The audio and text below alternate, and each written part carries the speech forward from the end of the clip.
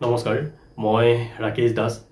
আজি আলোচনা কৰিব বিচাৰিছোঁ এবাৰ পঞ্চায়ত নিৰ্বাচনত যদি আপুনি গাঁৱৰ পৰা মেম্বাৰ অথবা ৱাৰ্ড সদস্য হিচাপে আপুনি যদি প্ৰতিনিধিত্ব আগবঢ়াব বিচাৰিছে, আপুনি কেনেকুৱা ধৰণৰ প্ৰস্তুতি কৰিব লাগিব। আজি ইয়াৰ ওপৰত আজিৰ এই ভিডিঅ'টোত আলোচনা কৰিব বিচাৰিছোঁ। মই ধৰি ললোঁ এবাৰ পঞ্চায়ত নিৰ্বাচনত আপুনি আপোনাৰ গাঁৱৰ পৰা মেম্বাৰ খেলিব, কিন্তু আপোনাৰ হাতত কোনো পৰিকল্পনা নাই। যদি আপোনাৰ হাতত পৰিকল্পনা নাথাকে, আপুনি এই নিৰ্বাচনত হয়তো জয়ী হ'ব নোৱাৰিব। আপুনি যেনেকুৱা ধৰণৰ ভাবিছিলে তেনেকুৱা ধৰণৰ জয়ী হ'ব নোৱাৰিব। আৰু যদি আপোনাৰ হাতত তথ্য থাকে, আপোনাৰ হাতত পৰিকল্পনা থাকে, মই ভাবোঁ আপুনি এই নিৰ্বাচনত জয়ী হ'বৰ কাৰণে আপোনাৰ কাৰণে যথেষ্ট পৰিমাণে ইজি হ'ব। এতিয়া আপোনাৰ হাতত যিবোৰ তথ্য থাকিব লাগে তাৰে ভিতৰত আপুনি একদম মোষ্ট ইম্পৰ্টেণ্ট যিখিনি কথা, এই কথাবোৰ আপুনি নোটেট কৰিব। মই যিখিনি মোৰ অভিজ্ঞতাৰ দ্বাৰা মই জানো এই কথাখিনি আপোনালোকৰ আগত মই অৱগত কৰিব বিচাৰিছোঁ। প্ৰথম, আপুনি যদি নিৰ্বাচনত অংশগ্ৰহণ কৰিম বুলি ভাবিছে, আজিৰ পৰা আপুনি ডায়েৰী ব্যৱহাৰ কৰা আৰম্ভ কৰক। আপুনি আপোনাৰ গাঁৱত য'তেই যায়, আপুনি যেনেকুৱা ধৰণৰ মানুহৰ লগত কথা বতৰা পাতে, এই গোটেই তথ্যবোৰ আপুনি কি কৰিব, আপোনাৰ ডায়েৰীত নোট কৰিব। আৰু সন্ধিয়া যেতিয়া আপুনি ঘৰত আজৰি হওঁতে সেই ডায়েৰীটো আপুনি পঢ়িব। আপুনি যিবোৰ কথা তাতে লিপিবদ্ধ কৰি ৰাখিছে, এই কথাবোৰ আপুনি অধ্যয়ন কৰিব, আপুনি এবাৰ চাব। আৰু আপোনাৰ গাঁৱৰ গোটেই তথ্য আপুনি জানিব লাগিব। যিহেতু আপুনি যিটো গাঁৱৰ পৰা আপুনি মেম্বাৰ খেলিম বুলি ভাবিছে, ডেফিনেটলি আপোনাৰ নিজৰ গাঁৱত ভোট কিমান আছে টোটেল, প্ৰথমে এইটো জানিব লাগিব। আপুনি কিমান ভোট আছে, তাতে মেল কিমান আছে, ফিমেল কিমান আছে, এই গোটেইখিনি জানিব লাগিব। বা কোন জাতি জনগোষ্ঠীৰ কিমান ভোট আছে, চে এক্সাম্পল অসমীয়া ভোট কিমান আছে,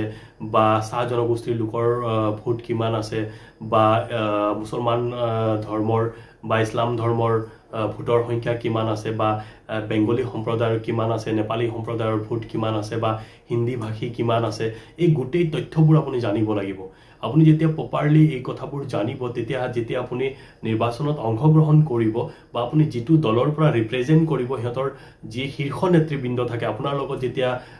আলাপ আলোচনাত যেতিয়া তেখেতসকলে বহিব, আৰু আপুনি যদি গোটেই তথ্যবোৰ আপুনি যেতিয়া সলসলীয়াকৈ ক'ব পাৰিব, তেতিয়া তেখেতসকলে অনুভৱ কৰিব যে আপোনাৰ ৰাজনৈতিক জ্ঞান আছে আৰু আপুনি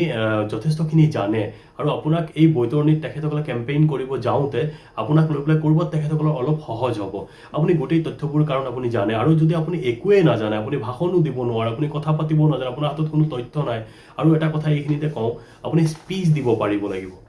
আপুনি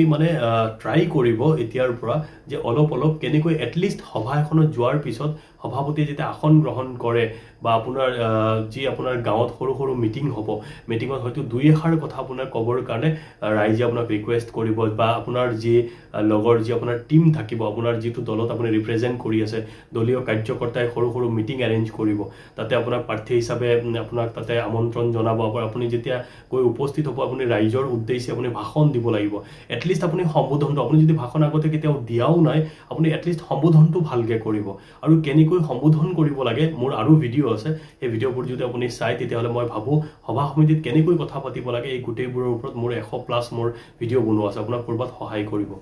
এতিয়া কথাটো হ'ল, আপোনাৰ গাঁৱৰ যি সৰু তথ্য আছে, আপোনাৰ গাঁৱত চে এক্সাম্পল কিমান ভোটাৰ আছে, বা আপুনি যিটো দলৰ পৰা ৰিপ্ৰেজেণ্ট কৰি আছে, বিগত বৰ্ষত লোকসভা, বিধানসভা, পঞ্চায়ত নিৰ্বাচনত কিমান ভোট পাইছে, বা বিৰোধীয়ে কিমান পাইছে, এই গোটেই তথ্যবোৰ আপুনি জানিব লাগিব। বা LP স্কুল কিমান আছে,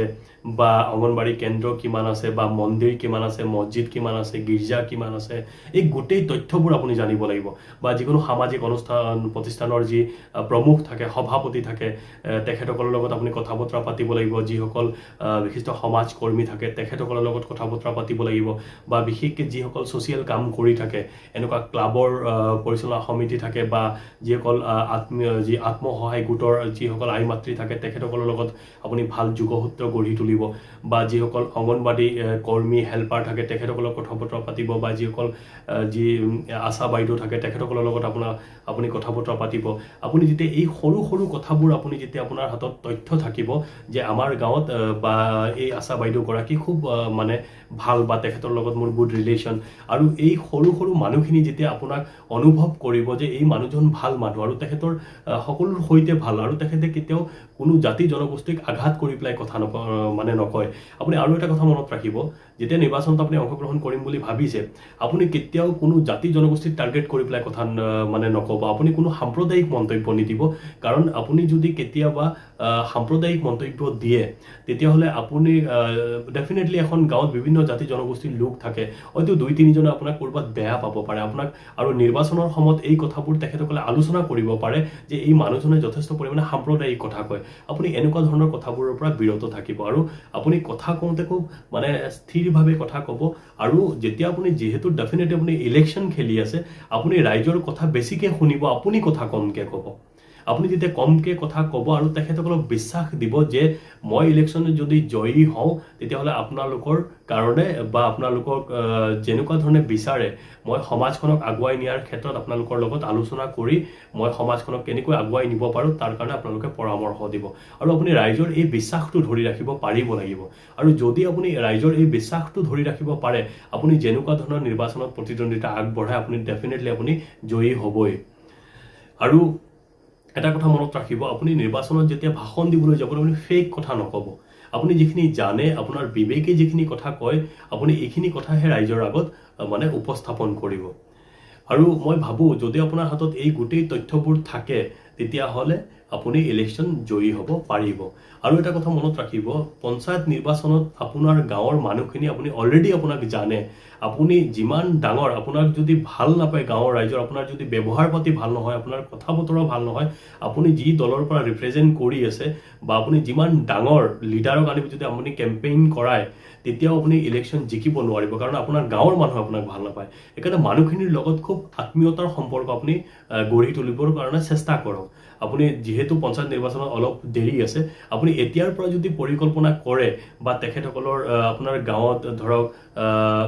প্ৰতিটো চুবুৰীত যদি আপুনি যায় গৈ পেলাই মানুহখিনিৰ লগত যদি কথা বতৰা এতিয়াৰ পৰা আপুনি আলোচনা কৰে আৰু তেখেতসকলে যদি আপোনাক ভাল পায় আপুনি নিৰ্বাচনত 100% আপুনি জয়ী হ'ব পাৰিব আশা কৰোঁ আজিৰ এই ভিডিঅ'টো যদি এই তথ্যবোৰ আপোনাৰ হাতত থাকে আৰু আপুনি যদি এই তথ্যবোৰৰ যদি অধ্যয়ন কৰে মই ভাবোঁ পঞ্চায়ত নিৰ্বাচনত আপুনি যেনেকুৱা ধৰণৰ ভাবিছে জয়ী হ'বৰ কাৰণে আপুনি ডেফিনেটলি জয়ী হ'ব পাৰিব ধন্যবাদ